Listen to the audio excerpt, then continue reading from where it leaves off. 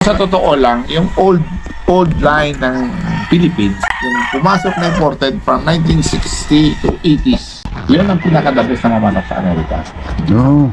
Ngayon, wala na yun. Dahil yung mga manok yung pumasok sa Amerika is Juhalsi, Johnny Jumper, Billy Yun, yung pinaka ano. Harold Brown. Sila Mga authentic yun. Mm. Binibreed nila po sarili nila. Eh nung nag-uso yung sweater, 1996, lahat ng Amerikano nag-breed for commercial. Dalawa lang yung sa isip nila. Commercial, pulukuhin lang ba yun? Walang siguradong laman ng manok.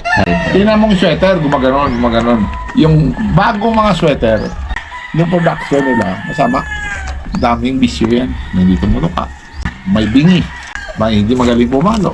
Dahil yung hinabo ng mga Amerikano, kulay. Kulay. Apira. Ganda. Saka bumida kami sa kanila, walang bitaw. Hindi nagbibitaw na. Wala. Kung palaban mo ano kung papalo, hindi mo mabitaw. Oh, Oo nga, walang bitaw doon. yun ang problema.